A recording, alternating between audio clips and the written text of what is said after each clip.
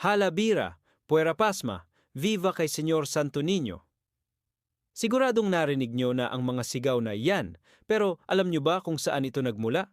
Tara, samahan nyo ako sa isang makulay at masayang paglalakbay sa pinakamatandang festival sa Pilipinas, ang Kalibo Ati-Atihan Festival, ang tinaguriang Mother of all Philippine Festivals. Ang Ati-Atihan Festival ay isang selebrasyon na ginaganap taon-taon tuwing ikatlong linggo ng Enero sa Kalibo, Aklan. Pero hindi lang ito basta sayawan at kantahan. Ito ay isang pagdiriwang na mayaman sa kasaysayan, pananampalataya at kultura na nagsimula pa noong ika-13 siglo.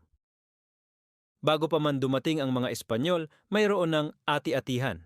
Ang kwento ay nagsimula sa pagdating ng 10 dato mula sa Borneo na tumakas mula sa kanilang malupit na pinuno.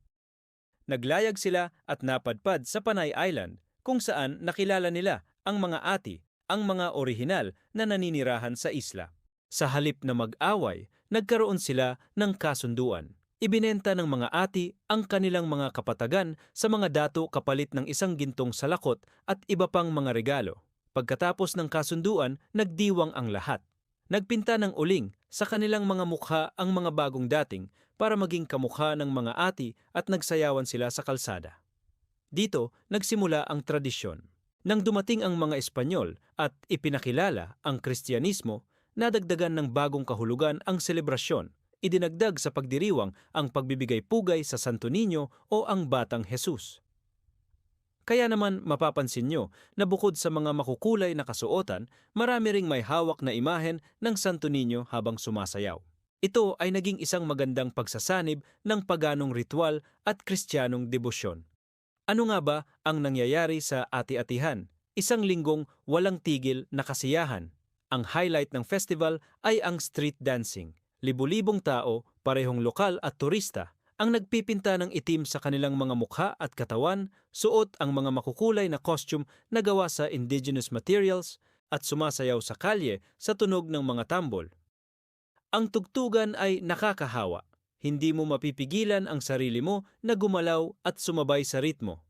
Ang Hala Bira, Puera Pasma ay isang sigaw na nangangahulugang go for it, no affliction. Ito ay isang panalangin para sa lakas at proteksyon habang nagdiriwang. Ang mga kalahok ay nahahati sa iba't ibang tribo o tribu. Bawat tribu ay may kani-kaniyang tema, kasuotan at choreography. Naglalaban-laban sila para sa premyo at karangalan. Pero ang pinakamahalaga ay ang kanilang debosyon at pakikiisa sa selebrasyon. Ang paghahanda para dito ay inaabot ng buong taon. Mula sa pag-conceptualize ng disenyo hanggang sa paggawa ng mga detalyadong headdress at kasuotan, lahat ay gawa ng kamay at puno ng pagmamahal. Bukod sa street dancing, marami pang ibang kaganapan. Mayroong misa at prosesyon para kay Santo Niño kung saan makikita mo ang tunay na debosyon ng mga Aklanon. Mayroon ding sadsad o street party kung saan kahit sino ay pwedeng sumali sa sayawan, mapabata man or matanda.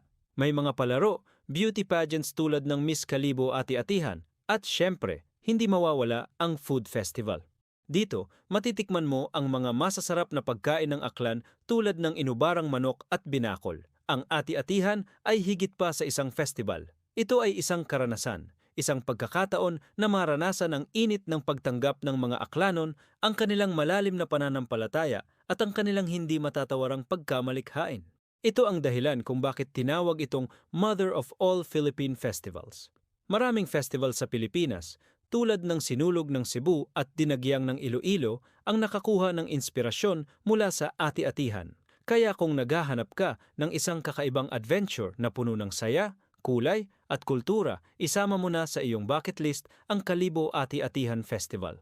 Hindi mo lang basta mapapanood ang kasaysayan, magiging bahagi ka nito. Ang pakiramdam na makisayaw kasama ang libu-libong tao sa kalye habang sumisigaw ng Viva kay Senyor Santo Niño ay isang bagay na hindi mo malilimutan. Sana ay na-inspire kayo na bisitahin ang Aklan at maranasan mismo ang ati-atihan. Ito ay isang patunay na ang kultura ng Pilipinas ay buhay na buhay at patuloy na nagbibigay ng saya at pag-asa sa lahat. Maraming salamat sa panonood. Kung nagustuhan nyo ang video na ito, huwag kalimutang mag-like, mag-share at mag-subscribe sa ating channel para sa mas marami pang kwento tungkol sa ating magandang kultura. Hanggang sa susunod na adventure, hala, bira!